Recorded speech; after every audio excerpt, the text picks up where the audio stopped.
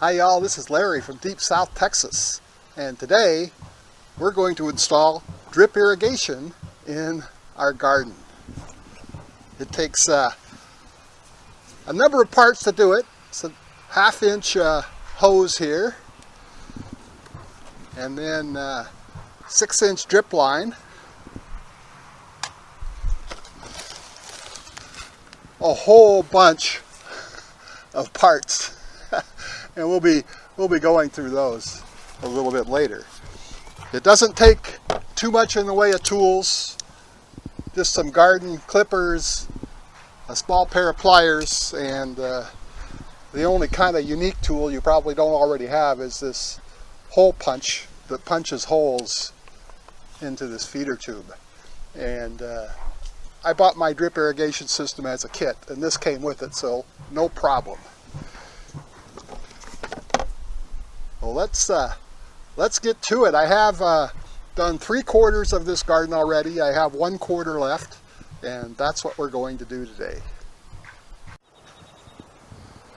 In January of this year, I installed drip irrigation in this side of the garden, and it's been working really well. So I needed to get the other half of the garden set up for drip irrigation as well. Right now, this half of the garden is operating on just overhead irrigation from sprinklers. I have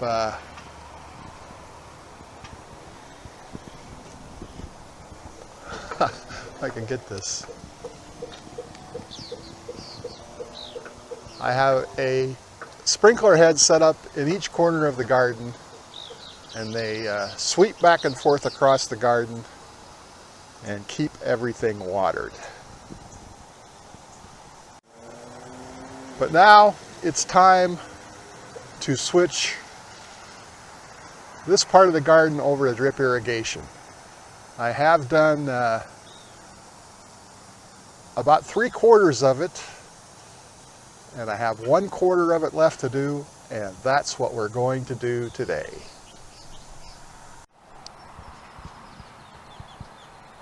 So I plan on hooking the drip irrigation system up to the already installed overhead irrigation pipes. They're all running on a timer, and that part is going to be kind of easy. As I've installed the drip irrigation in each quarter of the garden, I run a hose over to the proposed setup just to check for leaks and see how it's doing, and everything seems to be working good. So today we're going to finish up this last quarter of the garden. So I have 3 beds that I'm going to finish up over here, and also 3 barrels that I need to get under irrigation. One of the nice things about the overhead irrigation is I can move pots and things around in the garden anywhere and they'll get watered. But with the drip irrigation, it all has to be set up, because they won't be getting any water from the air, and we don't get that much rain. So the first thing to do is to plan out how you're going to lay your feeder hoses.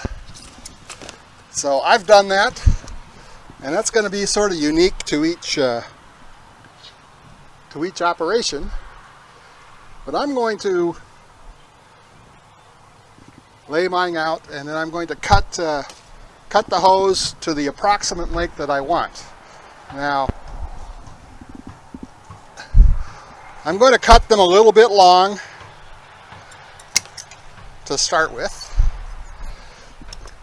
You can always come back and cut a little bit off. So I have my tubing all roughly cut to length.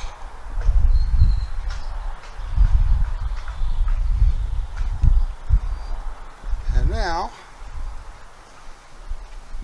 I'm going to start connecting it to the fittings. And it's going to take a bunch of fittings for this job.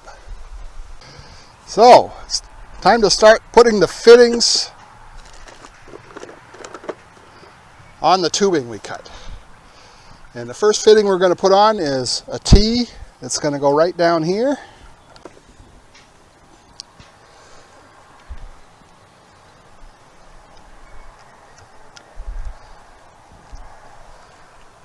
So you can put these fittings on by hand. Just push it all the way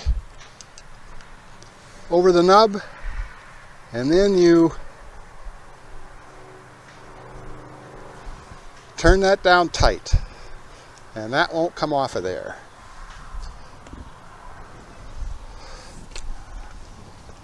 So that's going to sit right in there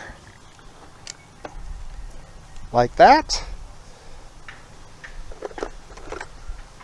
And then we're going to put an elbow on to bring it up the side of the raised bed.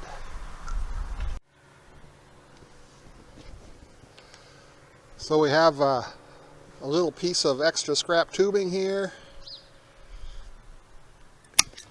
Cut off, I don't know, I have about 5 inches there.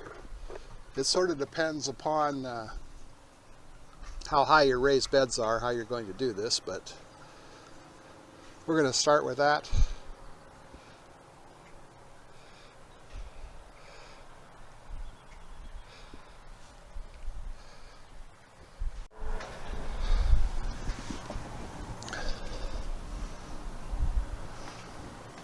And again, you just slip the tubing on and then spin this down to lock it in place. Now, that's going to go down here, but before I attach that, I want to put on a shut-off valve in case I want to shut off the irrigation to this bed. So, same thing. Push that on there.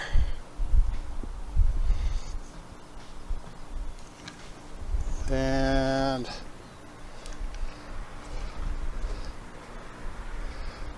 I want that headed to the outside.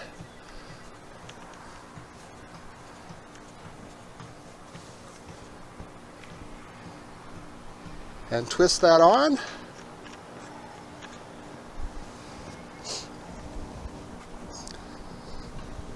Down there, and now we want to put on another elbow to go into the raised bed. And for that we need another little piece of tubing.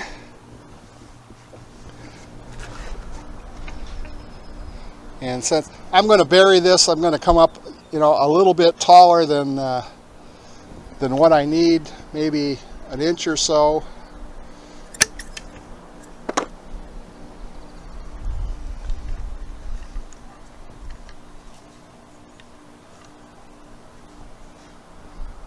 And install that little piece of tubing.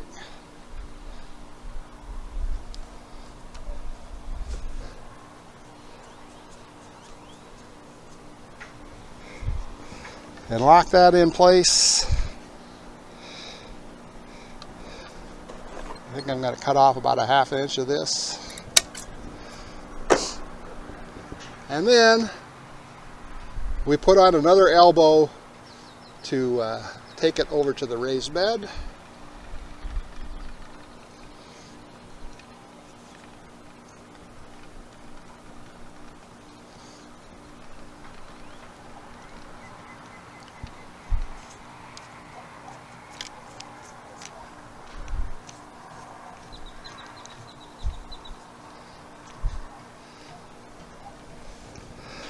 And lock that in place.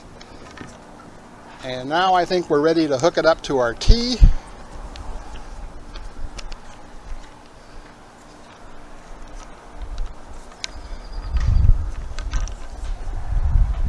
Oh, I need another little piece of tubing. You need lots of little pieces of tubing. That's probably about 1.5 inches long.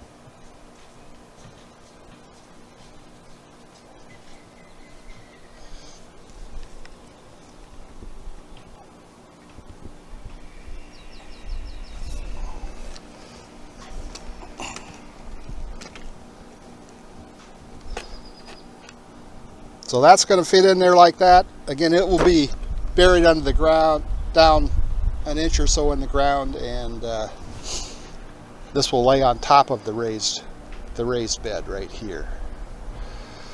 So that's as far as we're going to go with that right now. Now we're going to take our next piece of a tubing.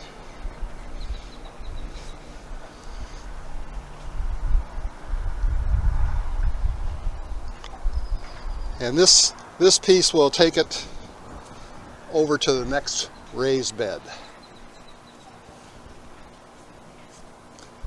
All pretty simple. No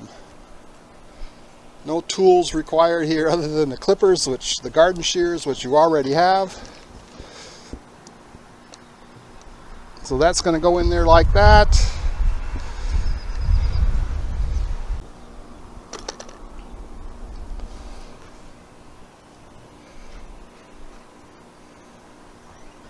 And that's it. It'll fit in here. We can shut off the irrigation to this bed if we need to. And now we're just going to continue on and do the other 2 beds just like that. Well, our feeder tubing and risers are all in place. Now it's time to start hooking up the drip tubing. So I cut another length of 1/2 inch tubing that's maybe 1 inch longer than the raised bed here, and we hook that up to the elbow.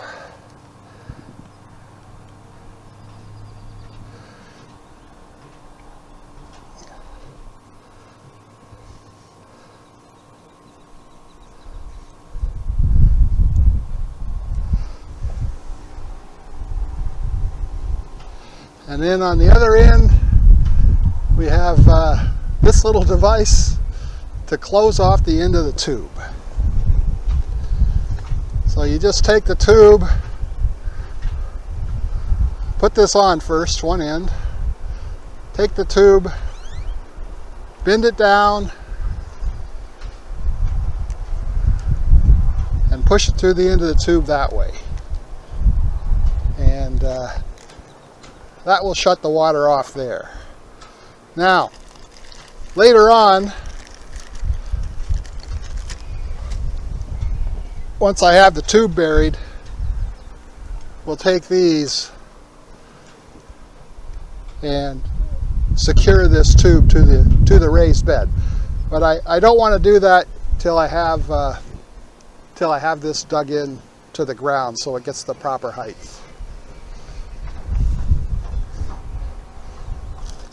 Now, in a 3-foot raised bed, I put 3 lines of the drip tubing.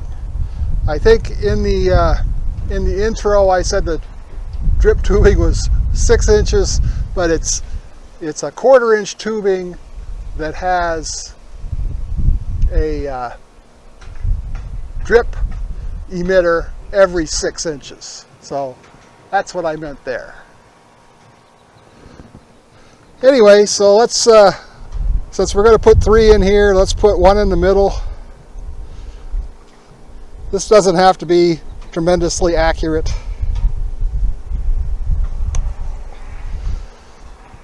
One about 9 inches to a foot from the edge of the bed. And we're just punching holes in this tubing right now. And then on the other end, about the same thing.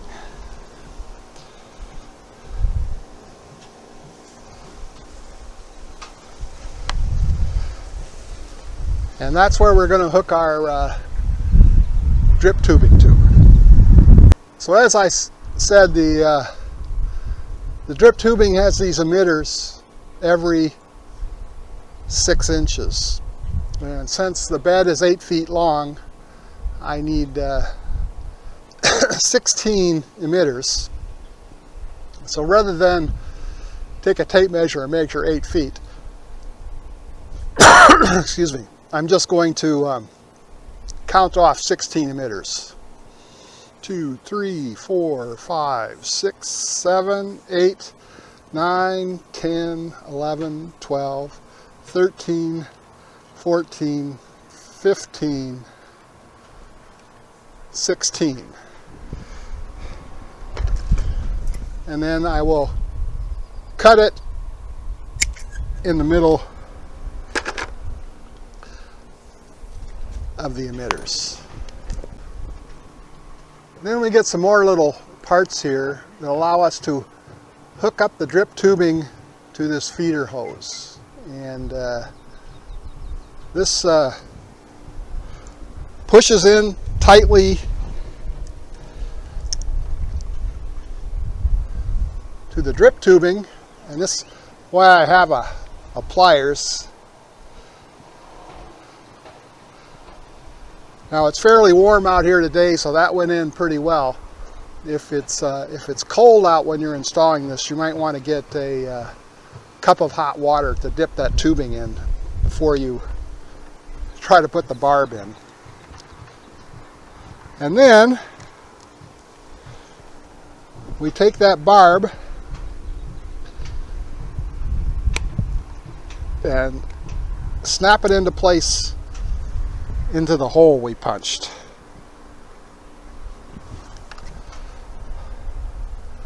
On the other end of the tubing, we take one of these. This is called a goof plug.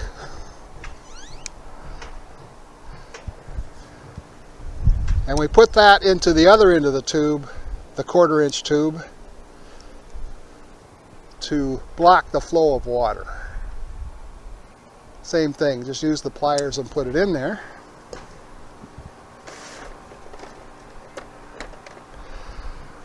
Then we're going to snake this through the carrots here to the other end of the raised bed and put this stake on it to hold it in place at the far end. Now, installing this drip irrigation is a lot easier when you don't have plants growing, but this is what I have, and so this is what I'm going to do. So we're going to snake this through the carrots to the other end and secure it to the ground.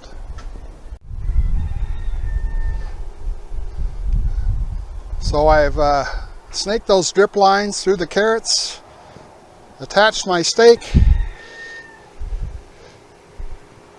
We just come down here and push those stakes in the ground.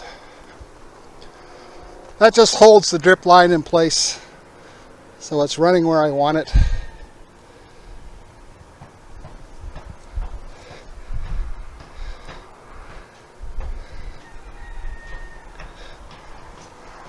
Here we go. Now let's do the other 2 beds, but stick around, there's something else I want to show you.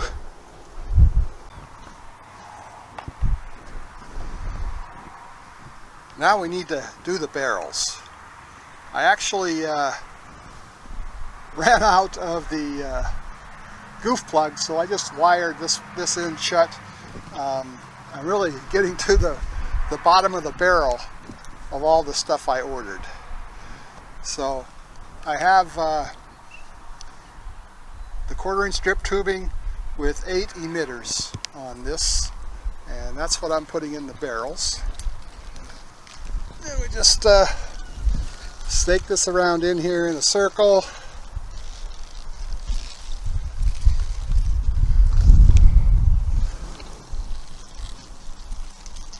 And then come out over here. And then I have just straight 1/4-inch tubing, no emitters on it at all.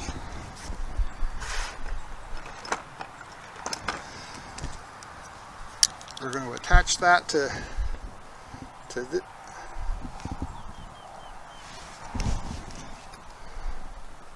to the 1/4-inch tube with the emitters.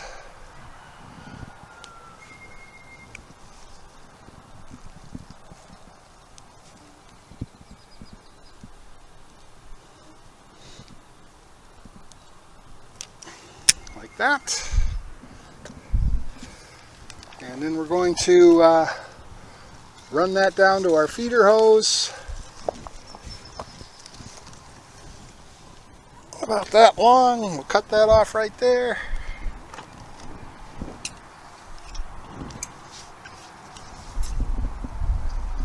Well, let's make sure we got all our emitters in the bucket though first, in the barrel. Try that again. About right there.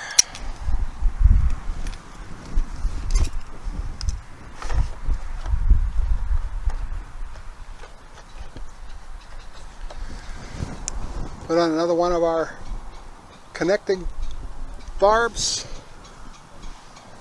on the end of that hose.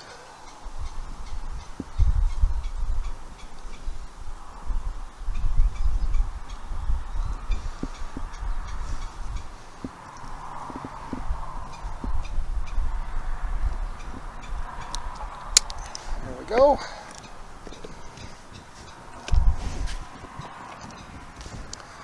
Then we're going to put a hole in this hose down here and stick that barb in there.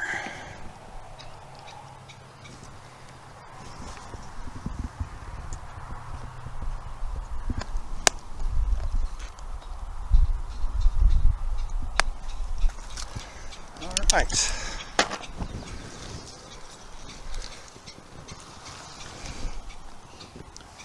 So I have the 3 raised beds done, and I have the 3 barrels done. It's time to do a test. So this is the 1/2-inch feeder tube that's going to feed those beds and barrels.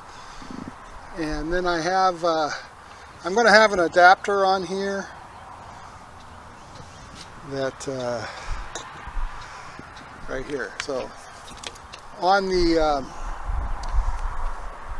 pipe from the current irrigation system, I have an adapter. I'm going to take this head off, put this adapter on.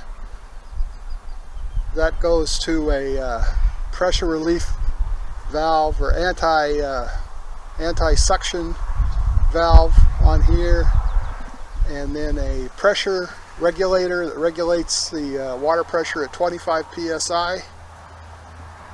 Then I go to a quick disconnect. That quick disconnect will hook up here. This is the adapter that turns the 1/2-inch plastic feeder hose into a normal hose connection. I have a couple elbows here that will feed into my feeder pipe.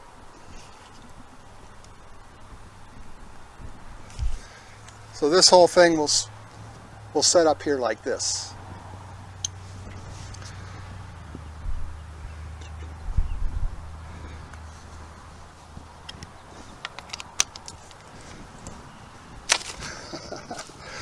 Hook that disconnect on there, because now I'm going to hook up my hose. It's got a quick disconnect on it as well.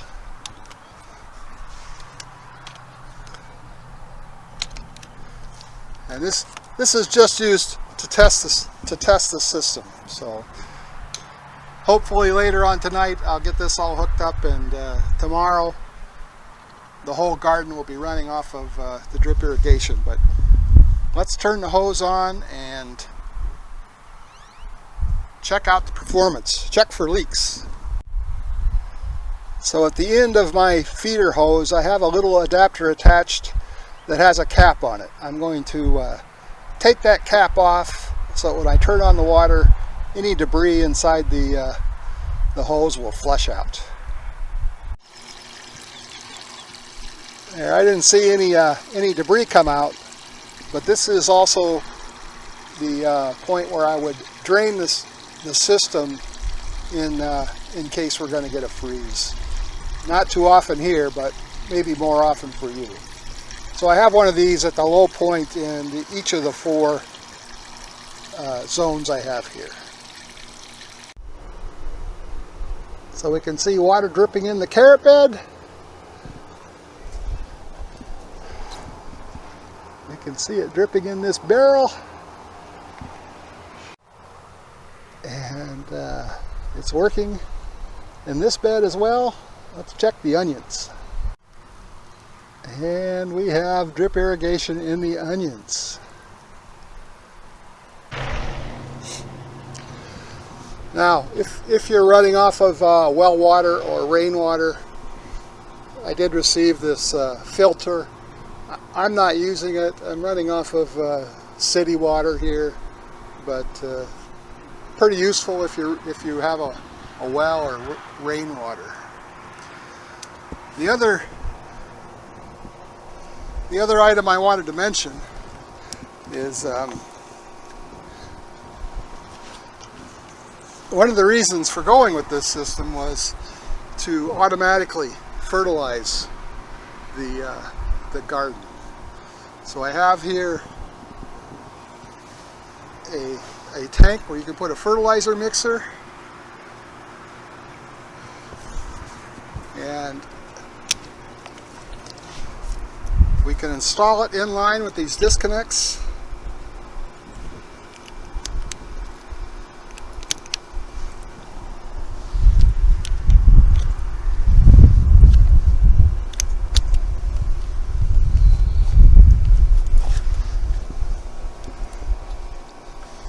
Take the top off, put in your water-soluble fertilizer, and then when the sprinkler runs, it'll automatically fertilize your beds. So I'm going to do that. I'm going to turn off the carrots because I don't really want to fertilize them, and turn the water back on. So now we're running fertilizer into the bed, into the garden, and the fertilizer is colored blue, so this hose is, you can see it's got some fertilizer in there yet. When that turns white or clear, that means the fertilizer is all used up. So everything's ready to go. We'll have the garden under full drip irrigation tomorrow. Hope you enjoyed this video. If you did, please give it that thumbs up. Thanks for watching. We'll see you again next time.